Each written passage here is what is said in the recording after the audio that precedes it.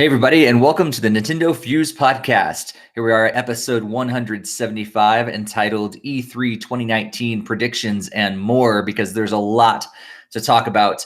We're going to try to pack it all in as fast as we can tonight, but still get plenty of discussion around these topics. My name is Steve. I'm your host, but I am not by myself. I am joined by Barry. Hey, Barry. Hey, Steve. Always a pleasure to be here. Definitely. And unfortunately, Greg couldn't join us tonight, but we'll still have a lot of discussion around everything that we're talking about tonight because we also have a chat room. And if you're joining us live, be sure to let let us know your thoughts about all the stuff that we talk about in the chat room.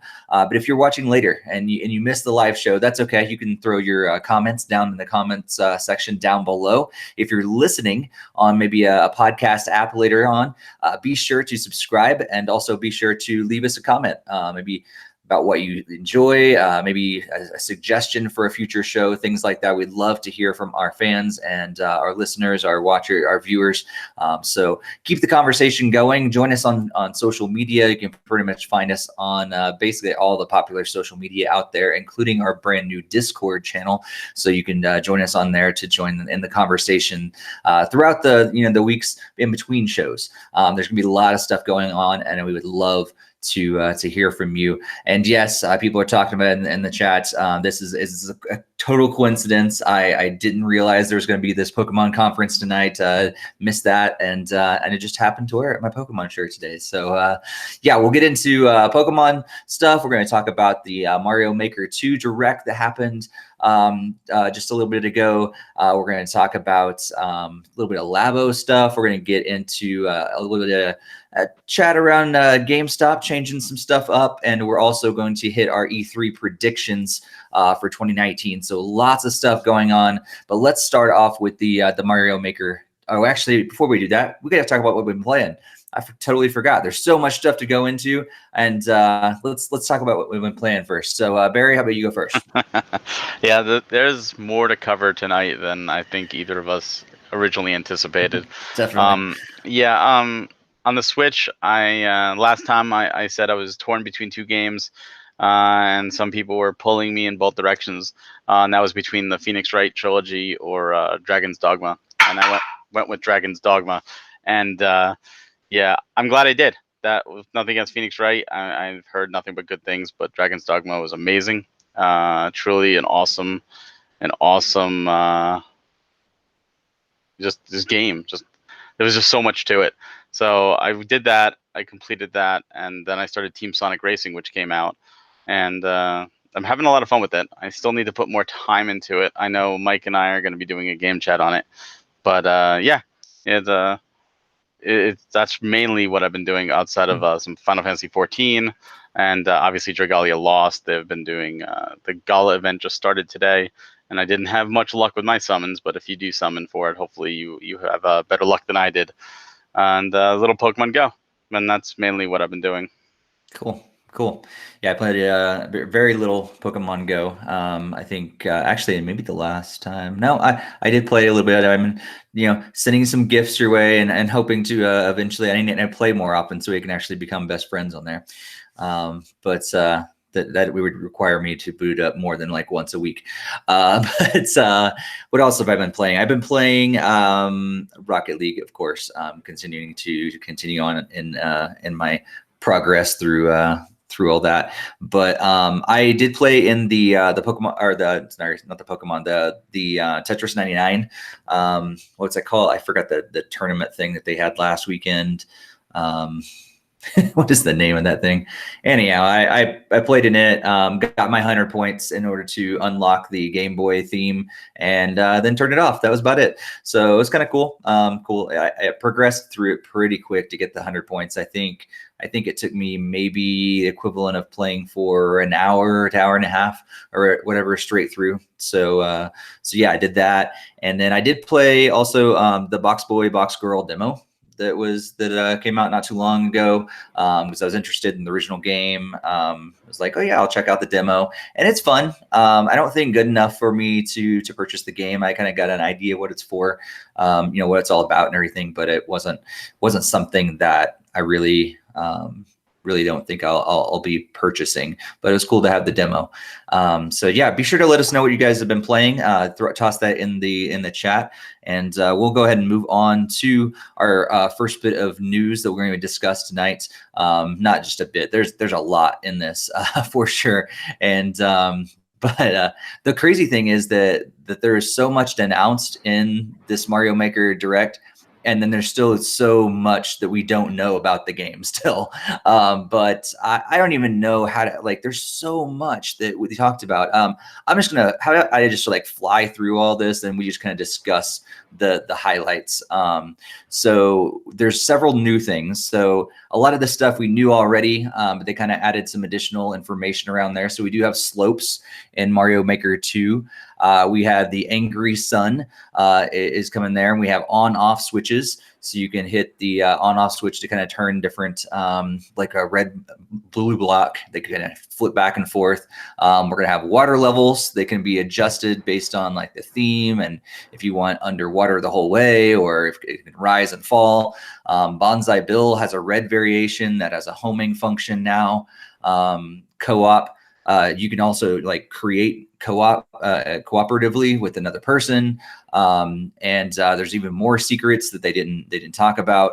We're gonna have a story mode now, so pretty much the entire single player story mode can be played offline, and basically you're rebuilding Princess Peach's castle as you kind of progress through all these Nintendo crafted courses, 100 original Nintendo crafted courses. There's new course themes where you can pick from desert to snow and forest and sky themes. And you can also have that angry sun. You can also make I guess it's not an angry moon, but the moon can actually unlock night versions of all those as well. And which adds like additional things like slippery slopes and floating Goombas and all this different stuff.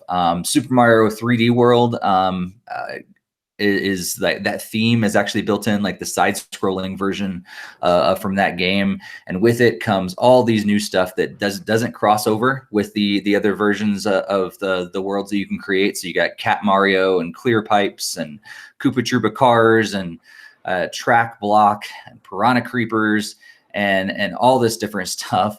They're creating a course world where you can share and all this different stuff, all the worlds that you create. And it's going to be, you can actually like tag different things with puzzle solving or auto scroll or whatever. So you can search in detail what you want to play. You can play everything on multiplayer online, which is crazy. And then they have some different bundles and vouchers that they talked about. And they're also, on top of all that, then they threw at us, there's going to be a Nintendo Invitational tournament. So on top of the Smash Brothers and the Splatoon 2 tournament, they're also going to have a Super Mario Maker 2 Invitational that's going to be on the same day as those, kind of leading into E3.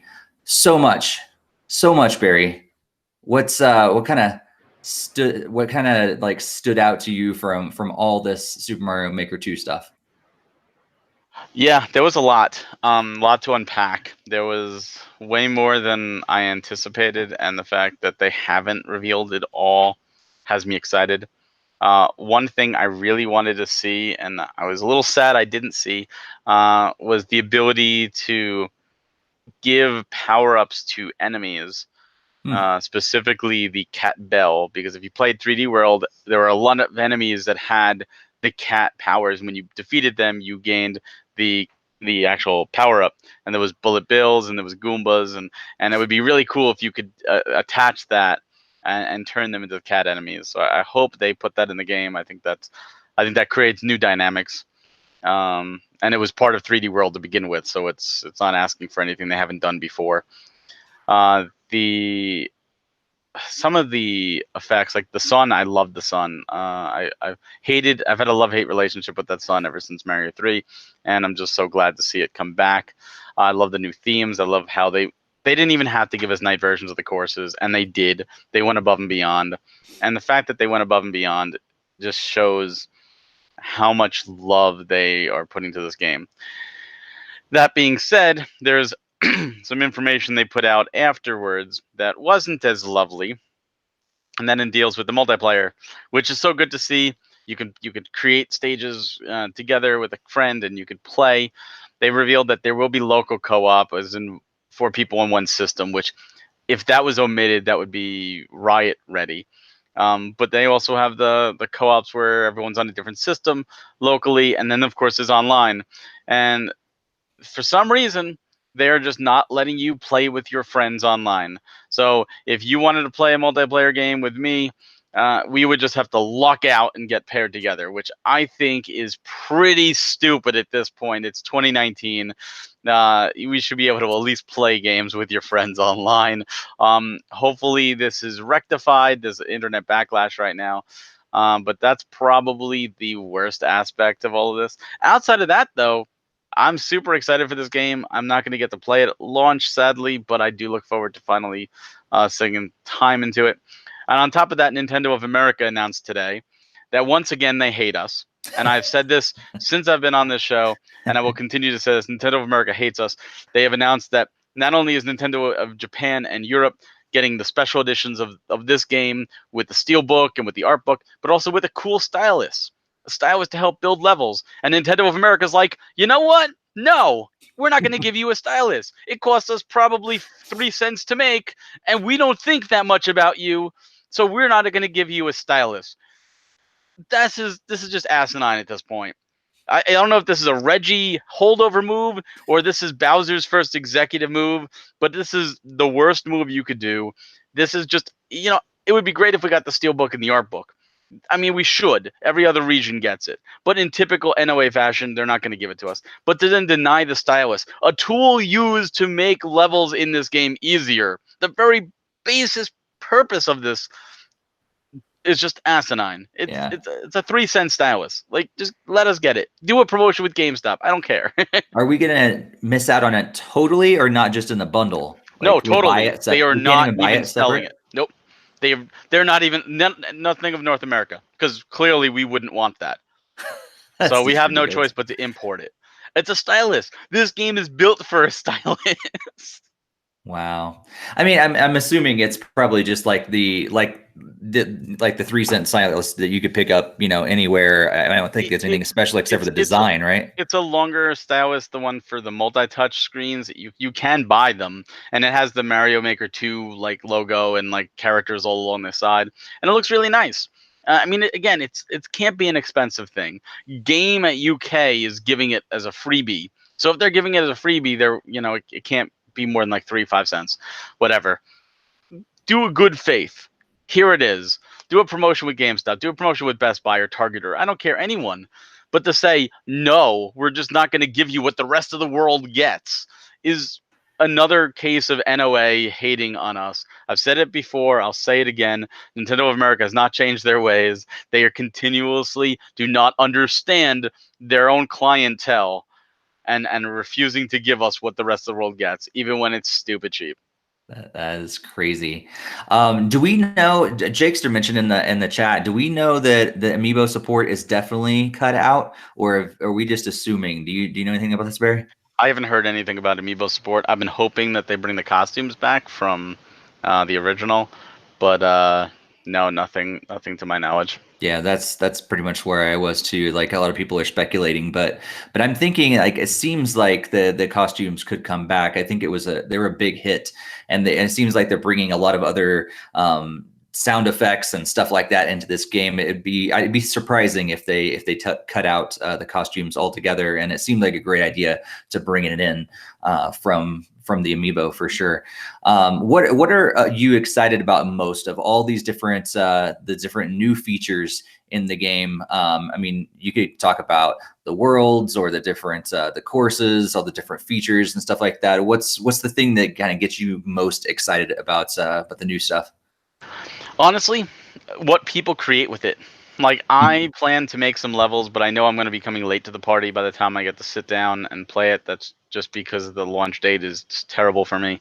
But I look forward to seeing what people that are much more imaginative than I am can create. And I look forward to seeing what I can create and going, as insane as I want to.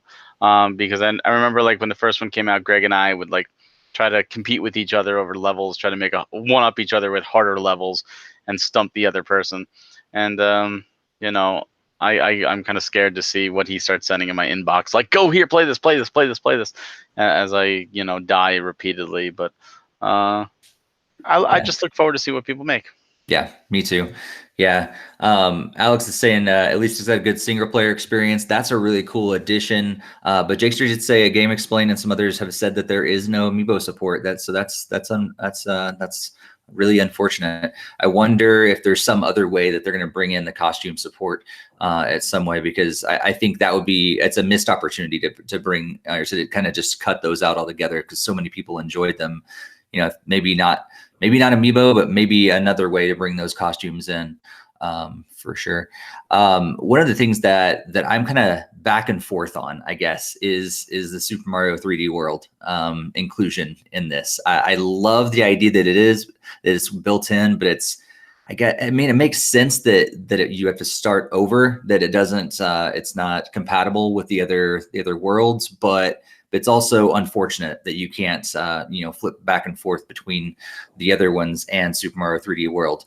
But it does make me wonder what other worlds are going to bring in, because it did kind of have a little question block or whatever it was there, meaning there's probably going to be some additional worlds that we could add in there. Like, what other versions will they bring in? Will they bring in Super Mario Brothers 2? I mean, that's a different kind of game too. So would it be in the same kind of vein as Mario 3D World, where you have to start only in there and keep it only in there? I don't know. Yeah, I saw that too when they showed, like, it dropped down to 3D World. There's clearly a space next to it. There's a blank space, and it's blank for a reason. Mario 2 is probably the #1 candidate. I would say it's a safe assumption. I'd also like to see some more oddball choices, like Mario Land or Mario Land 2, and do something in that style. Or they could throw a real curveball and make Hotel Mario and make their own custom Hotel Mario levels. But now that would be terrible. I kind of hope they don't, but I also kind of hope they do make that. But yeah, that Mario 2 is the more obvious choice. But you know what? They did. Mario 3D World was not exactly a 2D game. It was 2D game in a 3D style kind of deal. But what if they did something like Mario 64 or Mario Sunshine? Like, they really threw it for a loop. I mean, people recreated Mario 64 levels in Mario Maker, like 2D versions of them, the best they could. And I'm sure people are going to be trying to do that now. What if you can use actual Mario 64 assets? Like, that's a possibility. What if you actually could? No, I mean, it's not going to be 3D, because they would do that in 3D World. But what if eventually, like, maybe Mario Maker 3 eventually is like an actual 3D? It's Mario Maker 3D. To make 3D worlds, that'd be insane. But yeah, I think all that'd be awesome. I'm excited to see. Like we said, I mean, there's so much they've told us, but so much that we don't yet know. Yeah, I'll kind of get into this a little later, but I wonder if what they showed off, what that means for what they share or don't share at E3. I've got some ideas around that. Total speculation, total predictions. But yeah, it seems like they're definitely sharing a whole lot with us, but still have a ton up their sleeve that we don't know yet. No. Any other thoughts on Mario Maker 2 before we move on? No. I mean, I think at this point we're super excited. Like, everyone's super excited. I've watched a bunch of reactions, and just to see how other people reacted to it, and it definitely seems like overall very positive. A lot of people are looking forward to the sequel. I'm looking forward to the sequel, and I guess we'll see what happens in a month exactly to the day. Yeah. Let's go and see what the chat room's talking about. A lot of the stuff around here. Jakester sharing our disappointment in the whole stylus thing. Sounds like an EA thing, which, yep. And they should have released. Alex is saying they should have released a U-Draw like accessory for levels. That could kind of be really cool as well. Let's see what else they're saying. And yeah, a lot of talking about their amiibo collection and everything, which is great. and I feel like those could be easily added to the top area of themes, and they could they wouldn't be holding back a Mario 2 theme. I don't see the immense hype. So yeah, I mean, a lot of those things could be just power-ups that we just see if you shake the things later, or they come up later when you hold down and everything. There's no telling what's hiding behind the stuff that they have shown us. That's a crazy thing about Mario Maker, because what you see on the surface, there's often hidden stuff behind it, which is kind of crazy. Let's go move on to Pokemon, because we knew that there was going to be a Pokemon Direct. We got that announcement a few days ago, and we knew that there's going to be a Pokemon Direct coming next week. Is it June 5th? Is that they're getting the date correct on that? I think it's June 5th. It's next Wednesday. Next Wednesday. But we also had a Pokemon press conference. The Pokemon Company did a little 30-minute press conference that was actually 30 minutes before we went live for this podcast. And they shared a few things. We just got fresh off this, like I said. So couple quick things that are just fun to announce that Detective Pikachu, the game, not the movie, the game is coming to Switch. It's like a sequel. I think it's coming to Switch. See, I wondered if it was a sequel as well, but then people kind of were saying that it was the actual game. So I'm not. I thought it was a sequel first to start with too, and maybe there's just a game with additional stuff. Yeah, I think that's the unfortunate thing about watching something right before we talk about it, because we didn't really have any time to research this. But either Pokemon Detective Pikachu or a Detective Pikachu sequel is coming to Switch, one or the other, and which is pretty exciting, I think, for those that didn't get to play it on 3DS, or for those that did, and maybe they'll have the sequel on Switch. Yeah, any other thoughts about that? Just like, that's pretty cool, but if it's, I mean, I played a little bit of it on the 3DS and I enjoyed what I played, but I just didn't have the time to continue. I would like to, like, if it's a full game, then definitely give it a second shot on the Switch. I haven't seen the movie yet, but if it's a sequel game, hopefully it includes stuff from the 3DS version, because it's a fun game. For everything I played about it, it's fun. Yeah. Alex is saying that he kind of picked it up that maybe the conclusion would be closer to what was in the movie, which could be the case. Maybe they just kind of redid the game a little bit. So it's like an alternate version. Maybe it's tied into the movie, like the Detective Pikachu, the movie game or something. I don't know. 13 exactly. Can't even watch Detective Pikachu yet. Let's see. Speaking of Detective Pikachu, the movie, they've announced that more Pokemon movies are coming. Probably no huge surprise. Any thoughts about that? The new animated movies coming. I mean, that's nothing new. There've been animated movies since like 99 or so, like 20 years now in animated movies. Like, it looks good, but it's no surprise.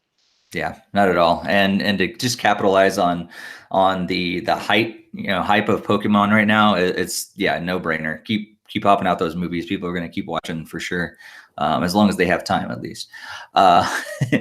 Let's see, what else did we heard that there's a new Pokemon Center coming to Tokyo. There's going to be some collaboration with the new Nintendo store there in Tokyo, which is pretty cool. We don't really know a whole lot about that. We also heard they talked about China a lot.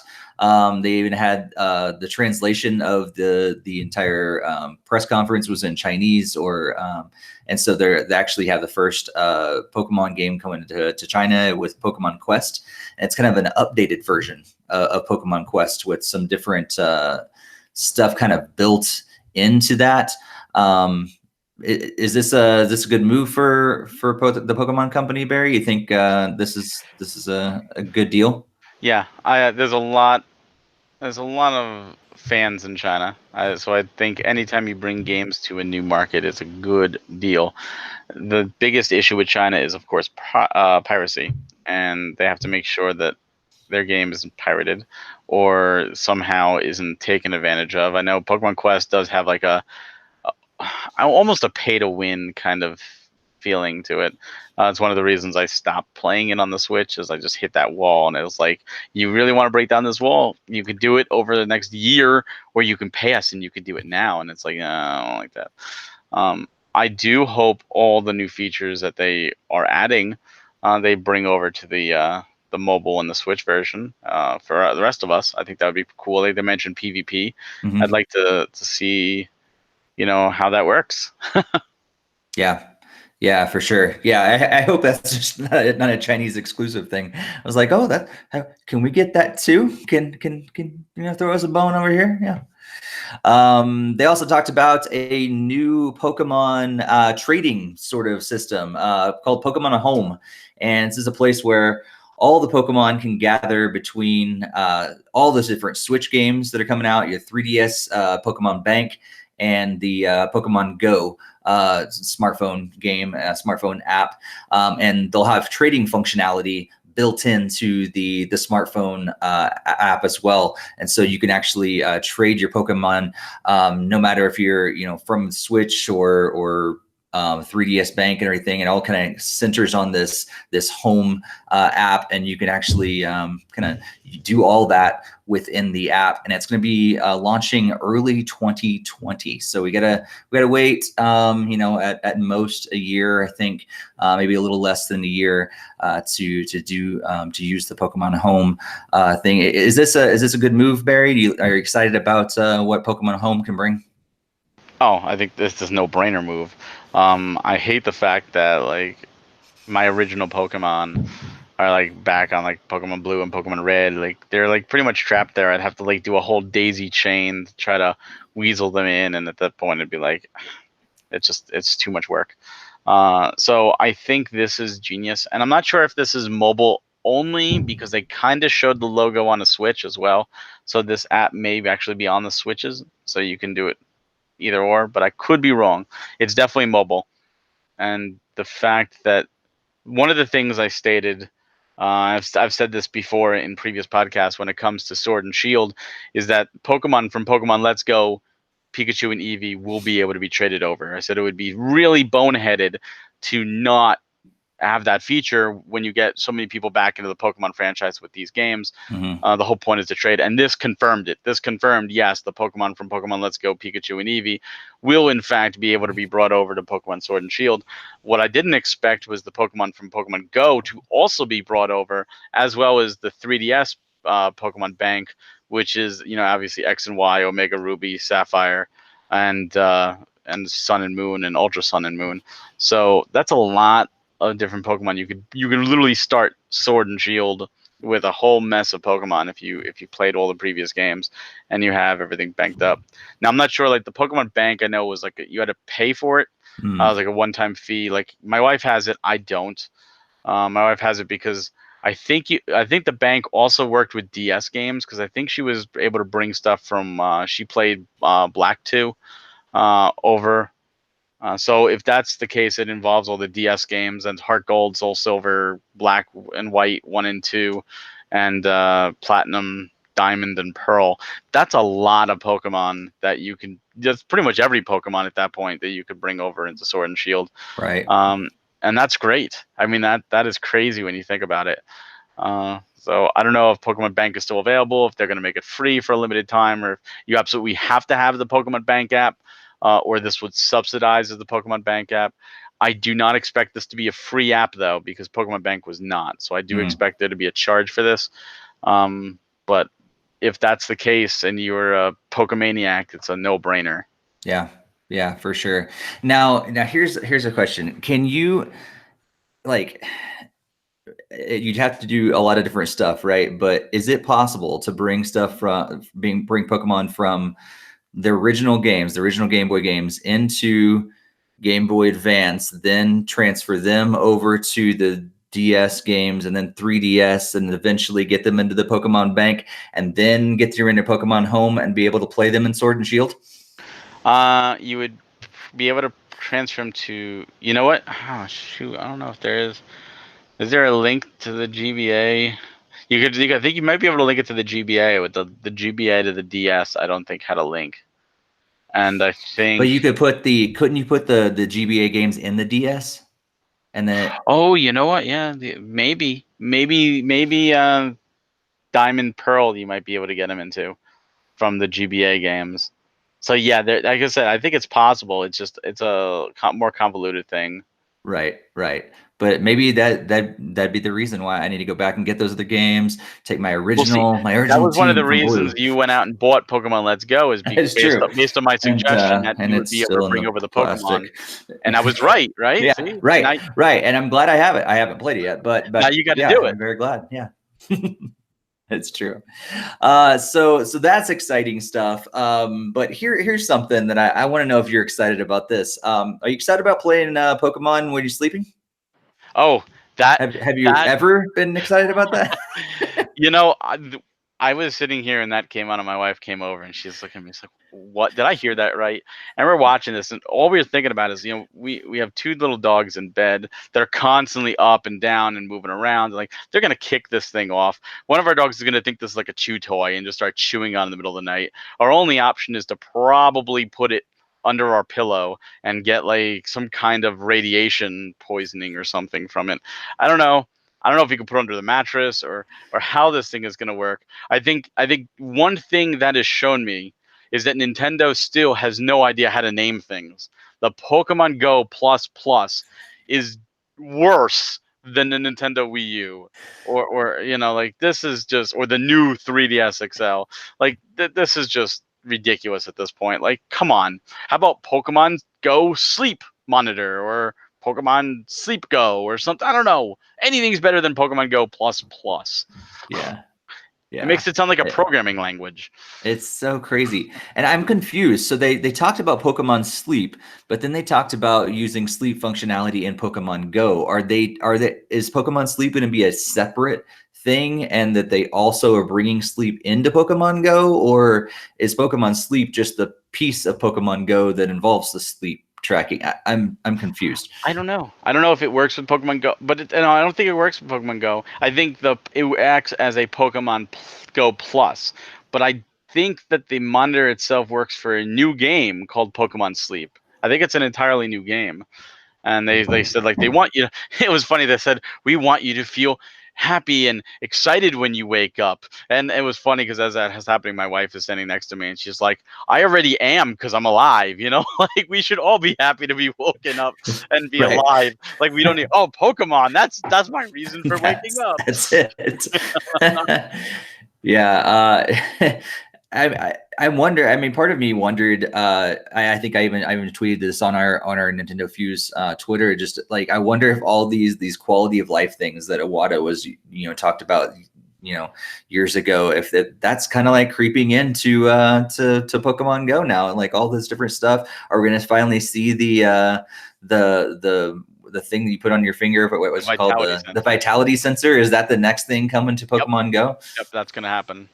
There's going to be one of those, and there's going to be an EKG, the Pokemon Go EKG. You'll have to stick the little nodes all over your body before you fall asleep.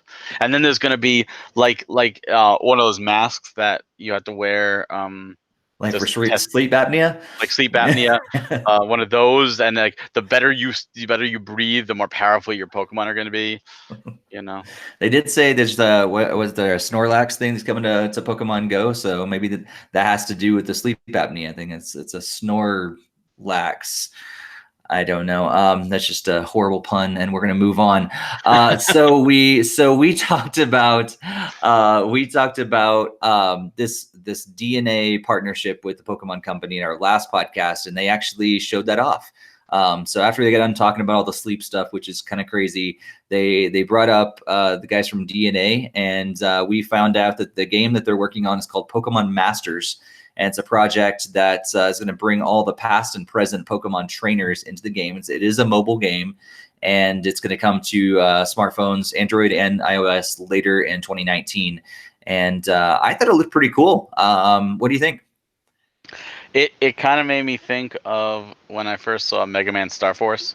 If you've ever played Mega Man like Battle Network and then went to Star Force, like the battle system kind of goes from a 2D side scroller to like behind the character. And it looked like 3v3, which is weird. We've always had 2v2, never 3v3 as far as I'm aware. And yeah, I think it looks cool. I think it looks exciting. I think it looks more like a single player Pokemon game versus like Pokemon Go, which is more of a walking simulator. Um, I want to know more. I'm intrigued. That there's a lot of recognizable characters there. The Elite Four was there, Brock, Misty, Mm. stuff like that. So it's too early to tell. I'm excited, but this also could be one of those where heavy microtransactions for all I know. I'm just gonna wait and see, but I'm gonna be cautiously optimistic. Is how I'm gonna be on this. That makes sense. That makes sense for sure. And then the last thing that they talked about are these Pokemon shirts that I guess are only available in Asian countries right now, but soon will be coming into to North America and to Europe. And all the people that actually went to the conference got a free shirt. Will you be ordering a Pokemon shirt? I don't know if I will. My wife is already planning on ordering an EV work shirt, but it depends. I might get a Charizard shirt or something. I'll have to see. Yeah, yeah, I probably won't, but I mean, they're cool. But it definitely be one of those things that I don't think I would wear as much. Like I love like the t-shirts and Says stuff the like guy that. wearing a Pokemon T-shirt It's right totally now. different. Totally different. I don't know. I don't wear those kind of clothes actually very often. This is my normal attire. So for me to dress up with Pokemon, I don't know. Like that's a little bit much for me. But maybe I'll change it. Who knows? Um, and Hey, yeah. you can get one of each of them, and you could wear a different Pokemon shirt for 151 days straight, and then you could recycle, and you could just do nothing but wearing Pokemon shirts, and your wife would really not have to worry about doing that much laundry, because you'd always have clean clothes. At least she could do laundry every once in 151 days. Yeah. Yeah, probably won't do that. So, but anyway, let's move on to a couple of quick news stories before we move on to our E3 predictions. Again, before we even jumped into that, the Pokemon Direct coming next week. We'll talk about that during our next podcast. We'll talk about that during our E3 kind of recap. But yeah. I don't know what they're really share. I mean, it's going to be focused on Sword and Shield. They didn't really talk about that at all today, except for saying that that it's coming next week. And so we'll learn a lot about Pokemon Sword and Shield next Wednesday. So tune into NintendoFuse to learn about that and discuss it and everything. But did you see this this little bit of news, Barry, about Unity support coming to Labo VR? No, I Yeah. did not. Tell me about You it. did. It's that's about all I know. I gave Honestly, you a like lead in. so Unity actually they just tweeted it out and said that it's that support is coming, and that's about all they said as of this morning when I was seeing all this research or doing a little tiny bit of research on it. That's really all I could find as of this morning. So that intrigues me because I think we've talked about the potential there of Labo VR, and now getting Unity support. That's just kind of, I mean, what kind of doors could that open? I mean, it's total speculation right now. What are they going to do with that? Are we going to see more built-in, additions to existing games? Are they going to be building more games just built for that? Are we actually going to see it? Like what we've talked about, actual, like not just the cardboard versions, or we're actually going to see real glasses, like plastic ones or something like that made for it. Are we actually going to see, if Switch Plus or Pro or whatever comes out and it's going to be a real VR? Like, does this point to all that stuff, or is it just kind of, oh, hey, we may actually see some better, demos in Labo VR, and that's all there is? I think what's going to happen, and I could be completely off base, but I do think there is going to be a company, whether it be Nintendo or not, that's going to make an actual headset version of the Labo VR, not made of cardboard, something that's a little more sturdy with the glasses, the lenses and all that, to slide your Switch into. And then, what you're going to see is you're going to see a lot of PS4 VR games start to come over with the Unity support, and they'll be the companies will just be like, holy crap, I can easily port this to the Switch VR. Like that's it. Just quickly start porting games. And I think if that would be the case, that'd be a really cool experience. Again, my biggest issue with Labo VR was the refresh rate on the screen, and it did give me some headaches and nausea, and a lot of things were very blurry. They were not clear. And if this is the case, if I had the same game on PSVR as a PS4 and the Switch VR, unless I was out and about and I needed it for convenience sake, I would play it on the PSVR because of the higher refresh rate. Now, if there is a Switch Pro, and I hope there is, that'd be really cool. I would love to see it with more power. That would be a game changer and definitely lead more in this direction. I can be completely off base and none of this comes to fruition, and all it means is, look, we're going to put our tools out there. It's up to developers to decide to use it, and no one decides it's worth using, and that's the end of that. Yeah. It would make sense. And I feel like some of the games that actually have been ported over already, like the Don't Talk and what's that? Don't Stop Talking and No One Explodes or whatever that game is. I thought it was so weird to like have it just on the Switch screen. So to actually have it in the VR headset, which would make a lot more sense. So if they're porting over games like that, I could see that working pretty well. But if they're going to port over like real good games that are going to look really, really bad on the Labo VR, like I'm not for that at all. But let's see who said oh man, it like flew up real quick because I know you guys are talking real quick. Yeah, someone said, there it is. Jakester talked about Tetris Effect. If they bring over that, he's signed up immediately. Have you played Tetris Effect? I know so many people are so hyped about this game, and I've not played it. I own it, and I have not played it. It's one of the many. But yeah, I've heard nothing but good things about Tetris Effect. It's one I would like to play. It's one, if I really wanted to, I could just leave this podcast right now and play it, but I'm not going to. I appreciate that. One of these days I'll get around to it. It's just not high on my priority list. Yeah. I who knows what's actually going to happen? But I guess we'll see. Maybe we'll talk about it. Maybe we'll know more by the time our next podcast rolls around. So I hear that GameStop made some recent changes, Barry, that you're so excited about. You want to talk about that a little bit? Oh, I already unfortunately have gone into one of my local GameStops, and I ranted and raved to one of my friends who, God bless his soul, I'm glad he didn't kick me out of the store, because he is an awesome person, and he had no choice but to stay positive about this. And I understand this difficult position, but yeah, GameStop has decided to do a test. This is a test, but they're doing a test change to their PowerUp Pro cards. For those that don't know, PowerUp Pro is their membership. They've had it forever. It used to be called like the Edge card, and they've changed the name, but the benefits have always been the same. It's been $15 a year, 10% off all pre-owned products, and you get Game Informer magazine. On top of coupons, like you get a buy two get one free when you sign up or renew, and a bunch of other things. And they did the Elite Pro a year back for the 20% off. That was great. They canceled it after competition, but fine, whatever. Keep status quo. Now they're like, we're gonna do something different. Instead, we're gonna change it up. So we're gonna raise the price from 15 to 20. That's a strike right there, and $5 more.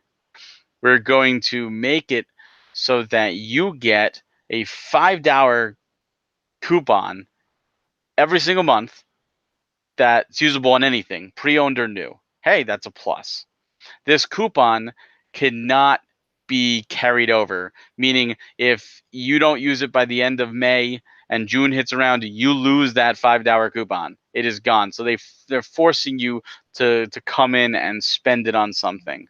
Right. That's a negative. It's all going to total $60. So you're spending 20, you're getting 60, you're getting, $40 extra, which is great. But because you can't stack it, you have to do 12 separate purchases. If this was all they're changing, even with this stupid no carryover on the $5 thing, I would be fine paying the extra $5 a month. I would, or a year. I mean, especially because you use I use the points to renew, so Yeah. I doesn't spend anything. And you can But get it back in a way. you get it So back right yeah. away. Yeah. But they're taking away the 10% off pre-owned. They are removing a benefit they've had for like 20 years. They're just killing it, Oh,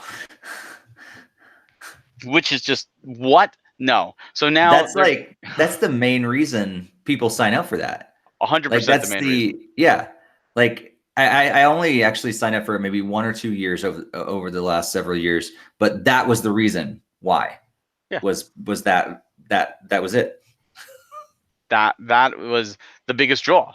That's because GameStop would always say, "Hey, buy the used version, buy the used version." That's where they made their most money. So now, if you have like for example, if there's a $60 game, let's take Yoshi. Yoshi came out $60. Someone decides to trade it in. GameStop will sell it for $55.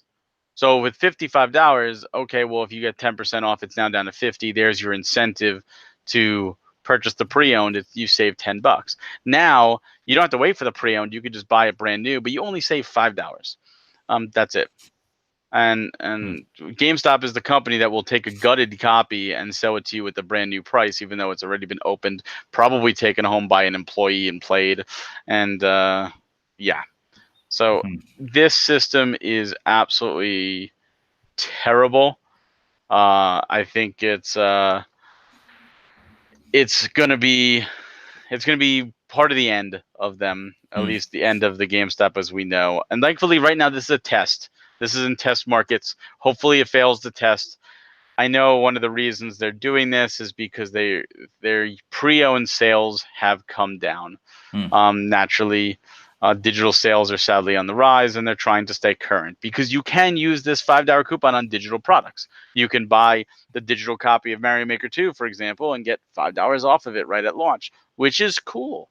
But Hmm. because these coupons don't carry over and you lose the 10%, they're catering to the people who are just buying digital, and they're ignoring the people that also buy used. Had they kept it, had they said we're going to charge you $5 extra, we're going to give you these $5 monthly coupons, and we're going to keep the 10%, I don't think people would really have a problem with that price increase. Hmm. But they're not doing it, and they're banking on people not using all their coupons. So if you use 4 coupons a year, GameStop is happy because while you may have broke even, you also had to make 4 purchases at them that you might not have made had you not had that incentive.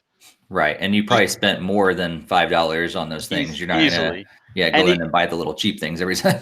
yeah, you have to go in and buy like the Think Geek cheap stuff. To just to if this is $5 here, $5, boom, it's free for me. Um, even if you do that though, you still got to go in 12 times a year. If you go in 12 times a year, the odds are you're going to see something else to get. So GameStop's happy either way. I mean, from a evil corporation business model, this is genius. It absolutely is a genius move. But for being in touch with their consumers, their clientele, their bread and butter employees, it's honestly, it's the term peon existed for a reason, and that's what they're treating the rest of us like. Hmm. Um, and I told like all my friends, I said when my Elite Pro ends, if this goes into fruition, outside of exclusives, GameStop loses all my business. Like Hmm. I'm not gonna buy there anything anymore, um, because it's a ridiculous slap in the face. Yeah. Yeah. I think, like you said, I mean, actually, if they stopped at just the price increase and giving you the coupons, that would almost be enough for that would cause me to actually think about becoming a member again. Actually, because they were like, oh, well, I just spent $5 more than I would have before, but I actually get coupons on top of the discounts. And then if they did that, I wouldn't use them all, and they probably actually make money on me. They actually get $20 out of me that I normally would not have spent on a membership at all. But to do that and then take away the discounts, that's so crazy. Like, well, I went from, ooh, I'm interested. Nope, I'm not interested at all. Nope, not even going to give it another thought. Yeah. And you could, a lot of people, it's funny because a lot of people, they want to go digital. I understand that if that's what your cup of tea is. But if you wait and you go on the sales, even like GameStop does, they'll do like the 4 for 20s or the, 2 for 30s on on 20, $30 games just to like move them, and then you get the additional 10% off of that. You save a lot of money on games that are still $50, $60 digitally. Mhm. GameStop is an evil corporation, just like most of them are. But if you play it right, like you can get a lot. Like I have the full Wii set now, and if it wasn't for GameStop, I wouldn't have the full Wii set, because I would go in there and they would have 99-cent games, $1.99 games, $2.99 games, and they would be doing a buy two get one free. And like I would see these people walk in, they'd be buying like the newest FIFA, the newest Madden, it'd be like $60, and I walk up with a stack of like 95 games, and they'll ring it up and it'll be like $32.50. And it's like, okay, and it's insane what you can do when you know how to play the system, when you know how to work it, when you know how to wait for sales. And for that, GameStop is great. And to lose, even as evil as they are, they're the only national game store left. There's mom and pops in my area. There's probably mom and pops in other places. But even those are struggling. And if GameStop goes, that's a big blow to a lot of companies, especially because GameStop does exclusive stuff with Nintendo. So where they, I mean, Xenoblade Chronicles only came to America because GameStop said we'll bring it out to America. If there's no company doing that anymore, Where does we would. Operation Rainfall go? Where's Operation Rainfall go? So I mean, they did like Katamari Damacy. They just did the physical in America. That was exclusive. They have their own company that they've been publishing games. Those games wouldn't get published. So they do a lot of good. It's just kind of hidden behind the bad, and this is one of the bad. Yeah. Yeah. That's crazy. Well, I hope they, like you said, it's just a test. So maybe they learn their lessons, and maybe your friend's able to pass on your information to the powers that be, and a lot of other people out there. So if you're listening to the podcast, you're watching it, and you do have a GameStop in your area, and they're testing this stuff out, make sure you let them know. Because I mean, I'm guessing with a test, they do want to maybe hear from their customers about if this is actually good or not, and so maybe they'll actually listen and change things around. We'll see. All right, well, that's a lot of news. That's a lot. That was enough for a podcast in and of itself, but there's more, because E3 is upon us. E3 is only like what, 2 weeks away. 2 weeks away today from E3. Like in 2 weeks, we'll be talking about all the E3 goodness, all the stuff that we're going to be learning. We're actually, as we said in our last podcast, similar to this one, we're moving it from Monday to Tuesday because our regularly scheduled podcast is set to be the week of E3. And we thought, hey, let's go ahead and just move it from Monday night to Tuesday night because of that. And so on June 11th, we'll be back again with another podcast talking about all the stuff that we've heard at E3, in addition to the Pokemon Direct. There's gonna be so much again in 2 weeks, but let's turn the page into Prediction Town. Let's talk about our predictions, because we've been holding back. In fact, the last couple podcasts we've been holding back, and we're gonna say, save them for the podcast, saving it for episode 175, so we can actually talk about our predictions. So each of us kind of prepared 5 predictions. And is that right? We did say 5, right? That's all I prepared. Yes, 5. Okay. So, and we also got Greg's. I'll save Greg's to the last because he's not here to talk about them. So I'll go ahead and kind of save his last, but we will bring up Greg's predictions at the end. Feel free, if you're watching live, go ahead and throw your predictions in the chat. We'd love to hear about your predictions. And if you're listening or watching after the fact, throw a comment down there. Now or later, we want to hear your predictions as well. Don't wait till after E3 and put your predictions down there, you cheaters. But we want to know ahead of time. So Barry, how about we kind of just go through one at a time, and like we've done before, if some of them kind of coincide. One you say is also on my list. I can talk about that and everything, and then we'll kind of just work our way through our 5 predictions. So go ahead and go first, and whichever one you want to throw out first, go for it. All right. So my first prediction is that Nintendo is going to come out and they're going to revive a dormant franchise. It could be something like F-Zero or Excitebike, or maybe Golden Sun or the Wars series. If I had to pick, It's probably going to be Kid Icarus, but my hope would be Star Tropics out of nowhere.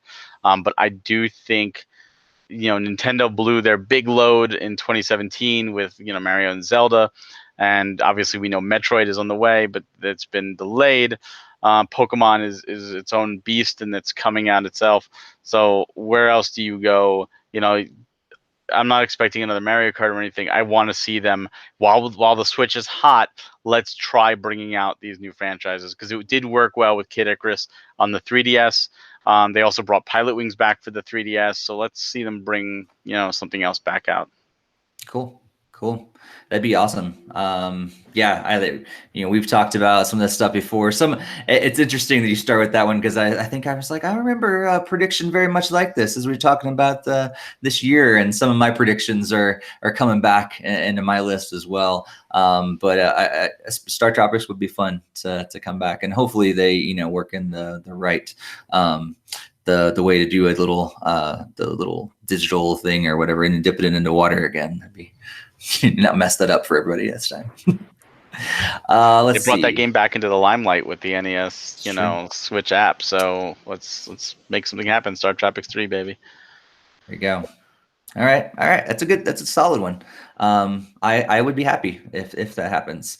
I'm gonna go with this one only because in connection with what we talked about already in the podcast, because of the Mario Maker Direct, and because of the Pokemon Sword and Shield Direct that's happening before E3. I'm going to predict that both of those games only get mentioned in the Direct and no actual details.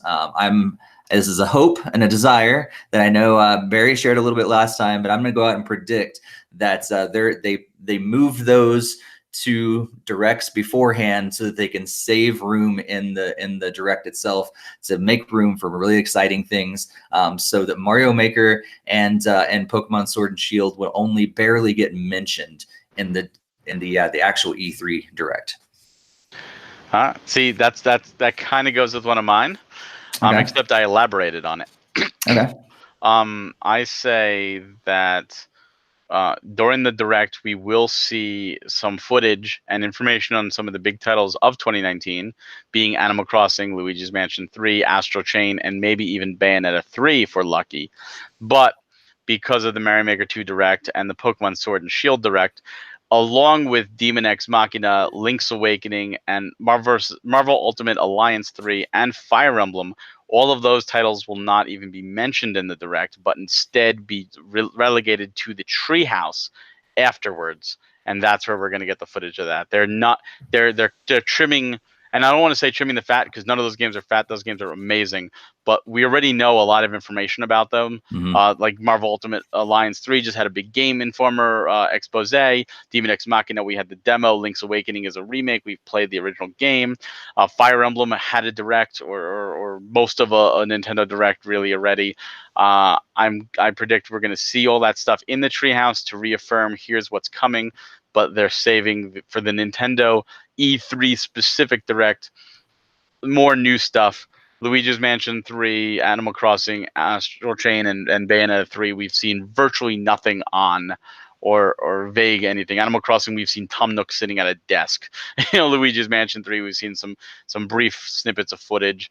Astro Chain, we saw a really cool trailer, but no real true gameplay or how it works, and there's a lot of questions. And Bayonetta 3, again, an awesome cinematic, but again, we need to see more. So those ones I predict will be there, and along with surprises, of course, but everything else relegated to Treehouse. That totally makes sense, and yeah, I love how you expanded upon that, because I forgot there are a handful of other games as well that should be put in that list too. That we should just, hey, these are coming out. You'll see more in the Treehouse. Let's move on to the big stuff that you don't really know anything about. And yeah, like trimming the fat's not the right word, but like they're just clearing the deck. I think Apple did this a little bit, like last fall or whatever, with one of their big presentations. They got all the information. Oh, hey, we're updating the Mac, we're updating this, we're updating that, because they're small updates. They got it out there so they could actually focus on a different direction in their actual presentation. And I think that's what we're saying, is get the little stuff out of the way that we don't need to focus a lot of time on, and let's focus on the big stuff that's really exciting that we know nothing about. So, all right, let's see. Ooh, I feel like the rest of mine are kind of, I mean, that's not really big, but I'm just going to go going on a limb on all these, but I'm just going to go for one of the big ones. I think it's been long enough. I think it's been long enough. We're going to actually get I mean, who knows? It might change, but we're going to get a launch window announced for Metroid Prime 4. I think they'll actually say, hey, you know what? We've been working hard on the game. We're going to give you a launch window. That launch window is probably going to be changed 3 times before it actually is released, but I think they're going to try to give us a launch window. And that launch window, I have no idea when it is. It's in at least late 2020, but maybe later than that. But I think we're actually going to get something, and I'll say late 2020 or after is when I think that launch window is going to be. I think if they do show anything of Metroid, we're not even going to get a launch window. I think if anything, we're just going to see 2020 appear. Like, not even saying December 31st, 2020 or holiday 2020. I think just 2020. Like, they're just going to leave it ambiguous at this point. Yeah. And then we all know when it says 2020, we mean like December 31st, 2020. or well, that's what the retailers will show because it's a placeholder. But right. Yeah, like, I agree. I think Metroid Prime 4 will be the holiday title for next year. But I mean, we might. I'd not put seeing Metroid Prime 4 at all. And I don't think we will, but I do hope we do. So we'll guess we'll see. All right. So my next one, I think we're going to see a surprise third-party collaboration, possibly Ubisoft again, but something along the lines of Mario and Rabbids and Starlink. This could be DLC for another game or a full game. Maybe Sega will come out and make another F-Zero, Capcom another Zelda, or Namco another Star Fox. I don't know, but I just predict there's going to be some kind of surprise, because 2 years ago we had Mario and Rabbids was a surprise, shown off at E3, and then last year was Starlink with Star Fox was a surprise. I think they're going to continue that trend. Well, again, I'm not sure if it's going to be Ubisoft again or another company. I don't know if it's going to be in Nintendo's show or an Ubi's show or another company like the other announcements were, but I think we're going to get another surprise collaboration this year. It would be following a really good trend, because both of those are great collaborations so far. Maybe we'll actually see that dormant Nintendo game that Ubisoft's put on the shelf long ago. Oh, that stupid party game for the Wii U that's still sitting there. That's the big surprise. Yeah, I think it's been cool. I mean, Nintendo is definitely shown their cards that like they want to make these collaborations work, and it's been like big successes for them, especially Mario and Rabbids. I mean, Starlink should have been a lot bigger, but a lot of people haven't really jumped on it as much as they should have been. I mean, it's been good, but not at the level of Mario and Rabbids. But yeah, that'd be really exciting for sure. Let's see. Oh, what do I say next? I think I'm gonna go. This one's ridiculous. I want it to happen, but I really don't think it's going to. But I'm gonna make it a prediction. I think Nintendo is gonna get to the point where, you know what, there was a certain game that did really well, and I think a lot of people would want a sequel to that game, and so they're gonna announce the Super Mario Galaxy 2 is coming. I think they're going to announce the sequel to Mario Galaxy 2. I'm not Galaxy. I'm in Odyssey. Odyssey. Galaxy. I'll tell you what, Steve. Awesome. Not only have they announced Super Mario Galaxy 2, but you can play it right now. It's already out, and I loved it better than the first one. But yes, sorry, Odyssey. Man, that's a good catch. I mean, it seemed like an idiot. Yes, Super Mario Odyssey 2. Something. Yes. Yeah, maybe Odyssey 2 is a Galaxy crossover. I can see them doing that. I mean, they did it. They did that with Galaxy, so it's not unprecedented. Especially if they reuse a lot of the assets. I mean, we've been clamoring for Odyssey DLC, and while they've given us like the Luigi's Balloon World and a bunch of different costumes, and obviously the Labo VR DLC. Like, we wanted like Isle Delfino, we wanted new worlds, and they haven't delivered on that, and that was it's coming up 2 years now. for Odyssey already. Wow, time flies. Mm-hmm.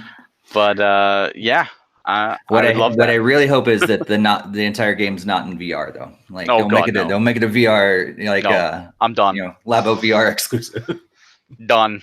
The little DLC was fine, but, Yeah. but that's it. All right. Here's I'm making a bold prediction here. Okay. Yeah. A bold, not out of left field, but kind of out of left field when dealing with Nintendo. We're gonna see just as many, if not more, third-party games shown off in Nintendo's presentation versus first-party. Possibly mention some indies, including maybe another indie collab like the Cadence of Hyrule. There's a rumor of Witcher 3. Maybe we'll see Rockstar finally join the Switch lineup. But I'm going to say one of those third-party titles will be an exclusive. So I think we're going to see more third-party this year. I think a lot of people are like, all right, the Switch is the real deal. They're going to overtake, and I think Nintendo's going to be proud. I mean, you look at, like I said, if they relegate all those titles I mentioned before to just the Treehouse, and they've obviously taken Mario Maker 2 and Pokemon Sword and Shield out of their thing. They want that room, and if they could highlight third-party, check it out. We're proud to have these. We're proud to have these exclusives as well. I think that'd be amazing. And if the third party outweighs the first party, which I don't know if that's ever happened, I think it'd be a true turning point. So, well, I guess we'll see. But that's my bold prediction. That is bold. I just noticed something as I'm looking at my prediction list. I am totally going the opposite direction of you because you're talking about like third party support and just spoiler alert, all of my predictions are first party related because I don't think they're going that way at all. Like it would be awesome, absolutely awesome if they did. But I really, it's definitely a bold prediction. Given their track record, that's not usually the case. But I'd be incredibly excited if that was the case. All right, let's move on to one of my other first party predictions. I'm going to say that we are going to finally see the SNES online. I'm going to go even farther to say that that's going to be one of their announcements that they're going to say, and it goes live today or it goes live this week. We're going to get it the week of E3 is when it's going to launch. So SNES going to be added to the NES Online functions for Nintendo Online service, and we're going to get it at least the week of E3. I think that's something we've all been expecting much longer, and it would be awesome to see. I hope that happens. I hope they bring other consoles too. I think that'd be great. It's not something I put, but I think that would be awesome to have them throw out there. My final prediction should come as no surprise because my final prediction has been a prediction of mine, I think, for like the last 3 years now. We're going to finally see what Retro is working on. I know they're doing Metroid Prime 4, but they have been doing something else. They haven't been just sitting there twiddling their thumbs. The Metroid Prime 4 can't be the entire Retro team. There has to be a smaller team while they finish up whatever they're doing. And because of Metroid Prime 4, they have to show us what they've been working on, hopefully with the release date. Another thing to go along with that is also Monolith Soft. Hopefully they show us their next project as well. They're nowhere near as bad as Retro in terms of not showing us, but it's been 2 years since Xenoblade 2. It's been a year since Torna. If it's going to be like a Xenoblade Chronicles X or a Xenoblade Chronicles 1 port, if it's going to be a Xenosaga trilogy port, or if it's going to be a brand new Xeno game or another brand new game entirely, I think we're going to see what Retro and Monolith Soft have been working on. Yeah. Well, I've been hoping for that for a while, and I've been agreeing with you, Barry. I maybe this year, this is finally the time where 2 weeks from now, you'll actually be like, I finally know what they're working on. And I hope it's followed up with, and I'm so excited. Yes, absolutely. I have to keep doing it because the second I don't do it, then it's going to come and then I'll be like, oh man, the one time I decided not to put that down. Right. And meanwhile, we find out that they've been only working on a Babies sequel, and that's all it is now. Oh god, that was Ubisoft. All right, so my final one it's not too far out there. It's a fairly safe one, but it's also one that I'd be really excited. That I think the next Zelda title, not a remake or anything like that. I think they're going to tease the next Zelda game.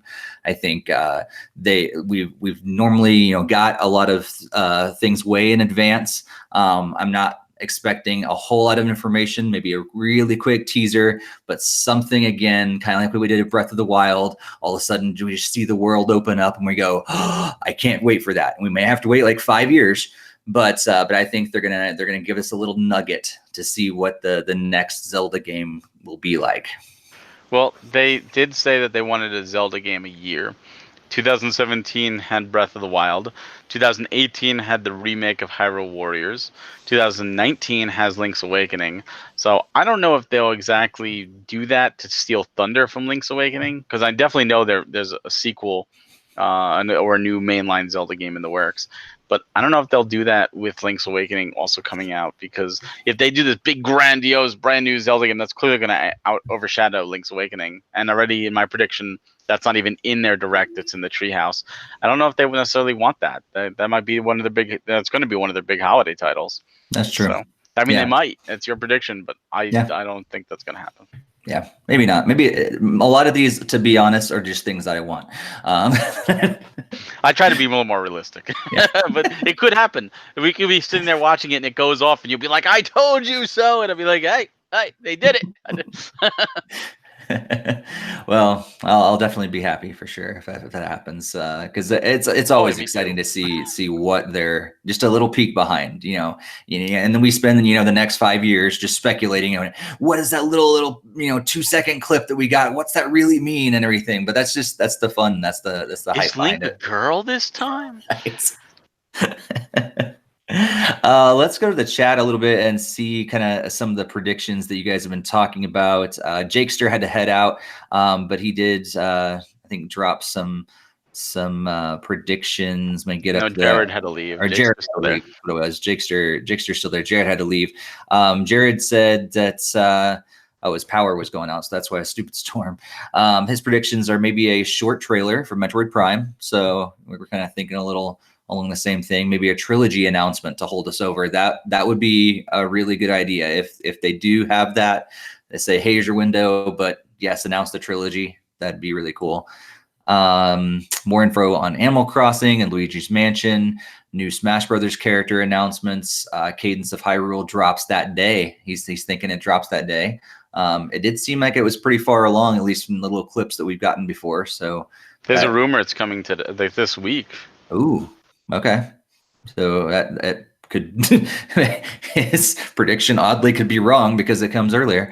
And then there's just a few more games predicted. He'd also like to see a Switch Pro or a Pro dock, but he doubts it. I think Nintendo's went on record to say it's just going to be focused on software. I'm guessing at the Direct, I don't expect them to throw any new hardware stuff at us during the Treehouse Live. So I'm assuming we're not going to see any new hardware at all during this E3. Let's see what else. Looks like then there was some discussion about GameStop having fun around that and everything, but then main focus possibilities, Link's Awakening and Animal Crossing and Luigi. That's what Jakester's saying. Maybe revive Wii Sports and like a Switch Sports thing. You're saying that could be interesting. I think a lot of people would like that. Jakester also wants a surprise port to the Switch of Persona 5 Definitive Edition, kind of go along with Joker from Smash Brothers. That could be really cool. And let's see, get another E3 2017 moment where we just get a logo in a year. I'm thinking he's probably talking about with Metroid Prime, I think, with that. And Wonderful 101 sequel would be awesome. I know a lot of people would be really happy about that. I don't know. Any of these the thoughts from the chat kind of pop up any ideas, Barry, that you'd be excited if any of these things happen? I'd be excited if all those things happened. I think Wonderful 101 should be a no-brainer. I'd love to see GTA 5 or Injustice 2, and obviously Persona 5. I know we're getting the Dynasty Warriors type Persona 5 game. At least in Japan, it's going to the Switch with Joker in it. But I really think Persona 5, some form of it needs to get on the Switch, especially with Joker. I mean, people want it. They know people want it. Obviously, Shin Megami Tensei 5 is still coming out. How about that game? Maybe that game will be shown off. I think most people have forgotten about that game by now, but it's an exclusive. I did. Actually, I for part of me goes, wasn't that already released?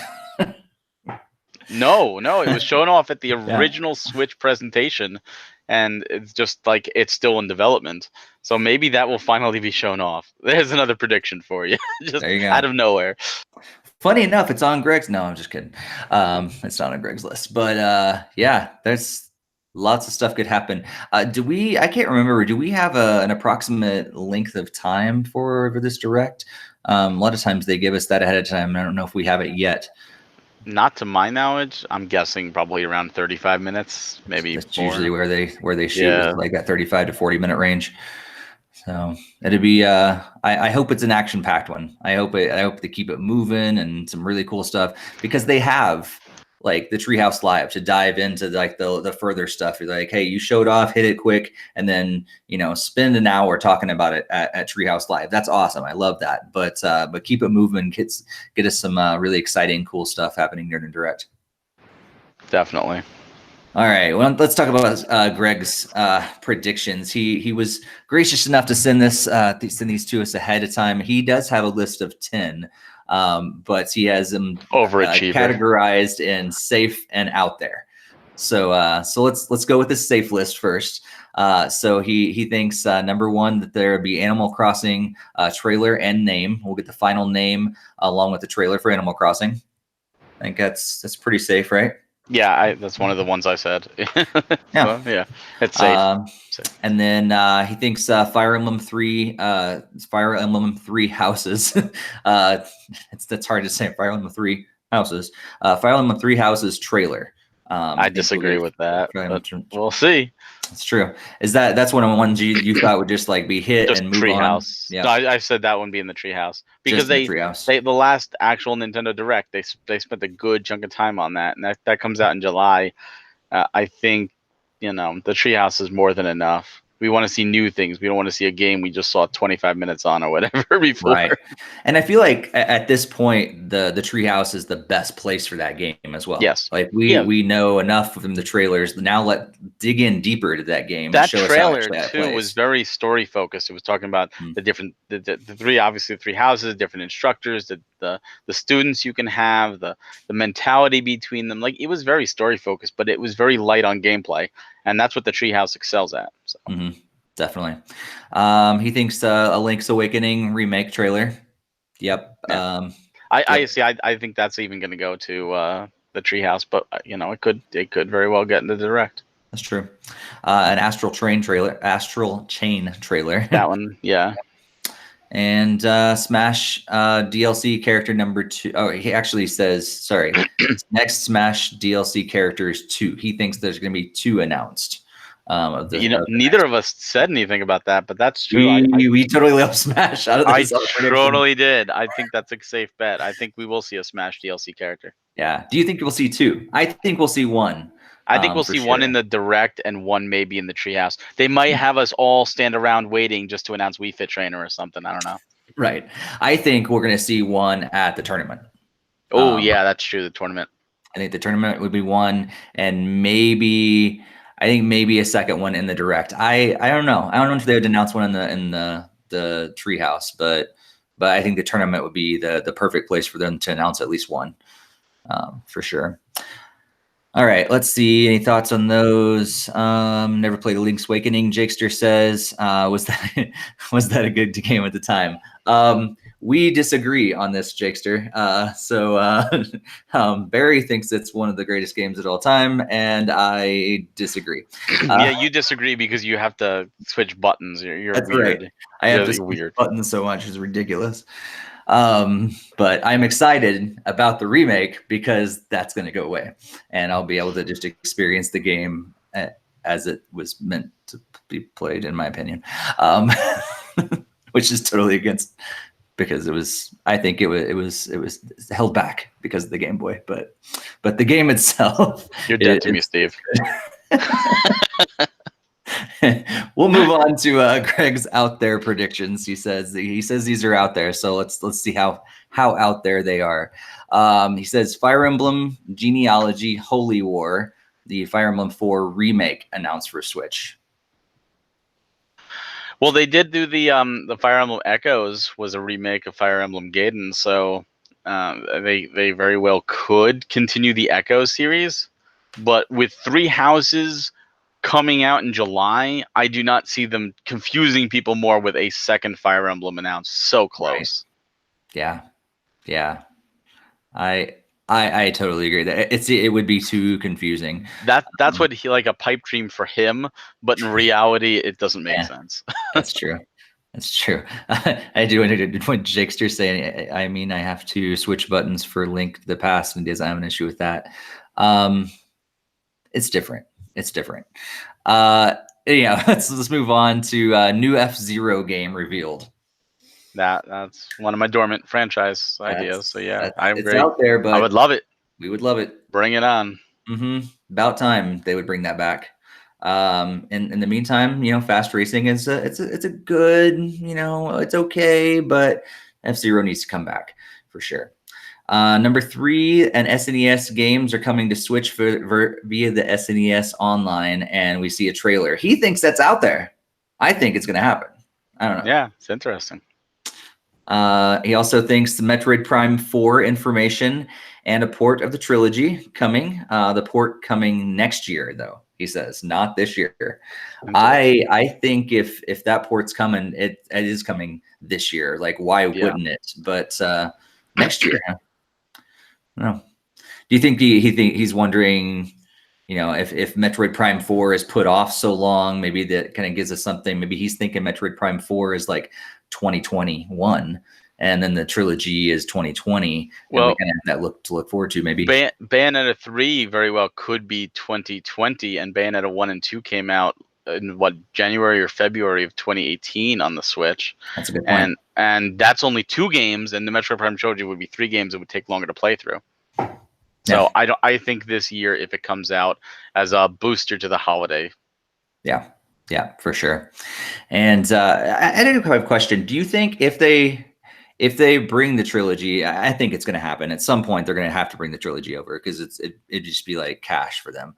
Do you think they're going to include the motion controls?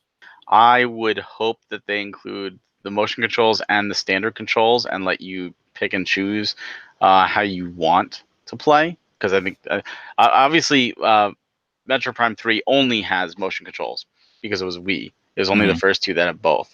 I do think it should have both. I think it's a no-brainer to have both because it exists with both. And I think Metroid Prime 3 will get retrofitted with the classic control if it's possible, because they have to. Yeah. I think because of that, it seems like such a simple thing to update that, bring it over. I mean, I'm not a game developer or a game remaster or anything like that, but I just feel like it should be a fairly simple port to. It seems like it'd be a fairly simple, but it's probably not. It's probably a lot more complicated than you both realize. Oh, I'm sure. Greg's last out there prediction is that there's going to be a new Super Mario Brothers Switch trailer. New Super Mario Brothers Switch.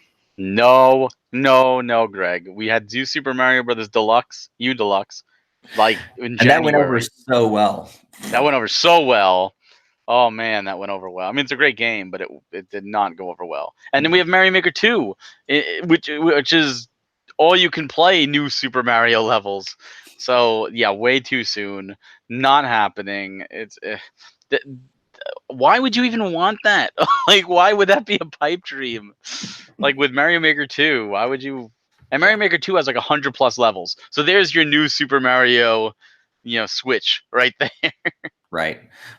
And I think I probably said something like this before when Mario Maker 1 came out. I'm like, why do I need any other Mario game anymore unless they're going to really step it up a lot. And with them adding in new 3D World stuff into Mario Maker 2, I'm like, I don't know. I'm gonna be all set with the ones they bring in, and what else people make out there.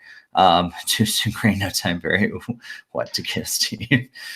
Hater of good games. Yeah, it's not me at all. I'm just realistic. All right. So yeah, I think we're gonna disagree with Greg on that one. No new Super Mario Brothers Switch.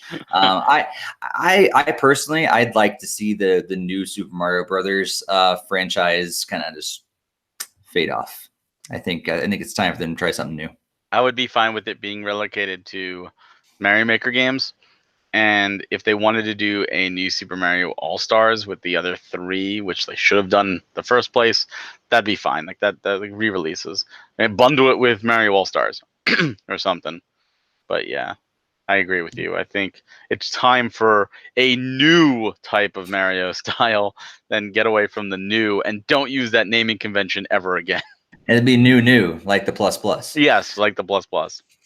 Or new Super Mario Brothers Plus. Or something like that. That's probably what it's going to be. U Deluxe. Yes, U Deluxe Plus. Newer. There you go. Yeah. Newer. Oh man. Who knows what's actually going to be? Jake's thing. Hater Steve. I'm not a hater. All right, so I'm excited. I'm excited so much for E3. It's going to be a really awesome several days. I'm really pumped that they're starting all their stuff early this year.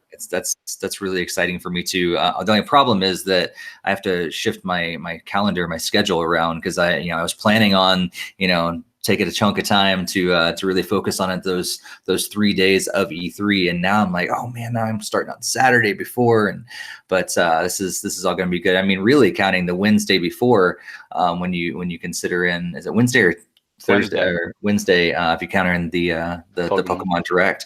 So well, don't forget also, I mean, you say the 3 days of E3, but there's still Monday with all the other, and Sunday and Monday with their press conferences, and right. Things very well have been announced and should be announced for the Switch during those as well. So That's really, true. We've got, counting Saturday, we've got 6 days straight of something going on. Mm-hmm. Yeah. And I think that's cool. It actually, I sometimes still forget about those other days because for a while, like we didn't really hear about Nintendo on those other press conferences. But now with Switch coming around and more third-party support, we actually Switch does make an appearance in those other conferences, which is awesome to see. But yeah, because of previous years, I sometimes forgot about those. That means no, Sony's not going to be there. But last year, even Microsoft's conference had a couple games shown off that eventually went to Switch, or were going to be on Switch anyway. Well, and who knows what Microsoft does this year, since they're all buddy. Yeah, they could announce something else. Hey, here's the Ori combo pack for the Switch. Here's Rare Replay for the Switch. Here's new Battletoads games going to the Switch. Killer Instinct's going to the Switch. Who knows? Here's Xbox Game Pass coming to the Switch. Yeah, who knows? Then there's Devolver Digital. Which, did you ever go back and watch that from last year? Make myself a note right now. You really need to watch that. Digital, because I'm looking forward to seeing what they did. And last year they had Switch games. Tiny Build did a small conference. They announced what wound up being they called it Secret Neighbor, but it was the Hello Neighbor Hide and Seek or whatever. They did Limited Run, did a conference. They're doing one again. And Square Enix this time. They didn't do one last year.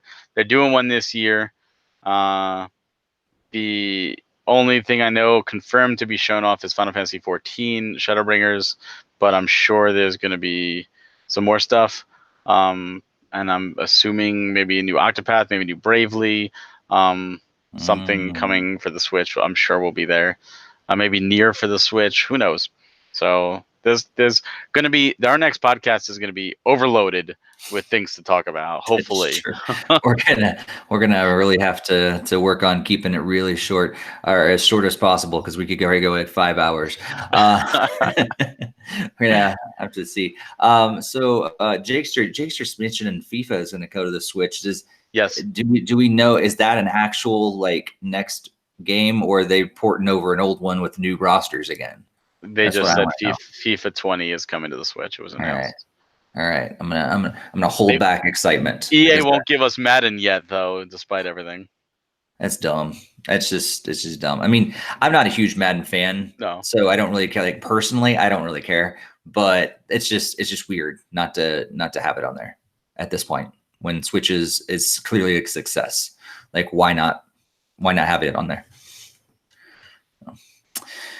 All right. Well, that's a lot to talk about. Let's go ahead and we're gonna kind of wrap it up for this podcast. We got a lot to talk about over in a couple weeks when we're back on June 11th with our next podcast. So not that Monday, like usual. We'll be back on that Tuesday. We're wrapping up all the E3 coverage. We're going to have a ton of stuff, and we're also going to be doing a little bit of a live reaction again. I think some of you guys enjoyed our live reaction to the actual Direct, Nintendo's Direct for E3 last year, and so we're going to be bringing that back again and everything. So we'll pre-record it. There won't be a way of doing that live or anything like that. We want you guys to just watch the actual Direct that way. But if you want to watch after the fact, we'll put up our live reactions to the Direct next week, and then we'll have our podcast later on in that evening. And we'd love for you guys to join us in the chat. Invite others who love Nintendo. Share this video, share our podcast, share our website, and our channel, and everything with others. Subscribe if you haven't done that. Be sure to hit the bell so you can be alerted when we go live and we post that stuff. We would love for you to do all that. Just helps us grow a little bit more, helps us grow our audience, but also the community around NintendoFuse. That'd be awesome. But Barry, what other than just getting hyped for E3, anything you're looking forward to playing over the next couple of weeks, or doing, reviewing, writing about, anything like that? Well, I definitely want to give more time to Team Sonic Racing so that Mike and I can do a game chat on it. Hopefully, Cadence of Hyrule does come out this week. It'll be the first digital title I actually purchase, which will gladly double dip. I might give this one a go, Little Friends, which just came out today. One of many releases that came out today, but I don't know. I'll probably watch my wife play that if she does it. Other than that, I might go to the Phoenix Wright trilogy if I feel I can do it in time. My biggest issue is E3 is obviously going to take up a lot of time, and then of course shortly thereafter when everyone else is playing Mario Maker 2, I'll be playing Shadowbringers, and that's going to eat up the rest of my time. So I can't have anything started before that because I'm never going to finish it. Right. So I might do Ace Attorney. I might do something a little smaller, a little more, bite-sized kind of deal. But that's mainly what I've been looking forward to playing. And of course, still playing Dragalia. That game has me hooked. It's just so much fun. Yeah. Same here. I'll continue playing Rocket League. I got the Rocket Pass. I didn't end up getting the premium for Rocket Pass. So that's kind of drawing me back in. I've got to keep playing so I can get all this stuff. I've gotten up to like an extra, I think it's like 80% XP right now. I think I've maxed that out. So that's awesome. So it's crazy. I've been playing so much like the last several weeks that I've flown up from, I think I was like a level 50 or something like that just a couple months ago, and I think I'm like up to level like 135 or something now.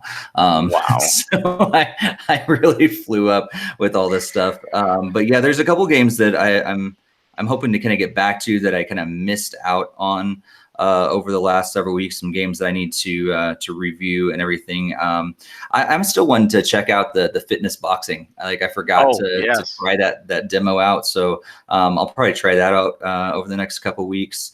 I still want to I need to check out, play a little more of Gear Club 2 Unlimited, and try that out a little more. There's another one that I'm blanking on that I was really wanting to try out. I can't remember what it was. But another game that I forgot that I ended up getting was Shaq Fu, because I had it from the NBA.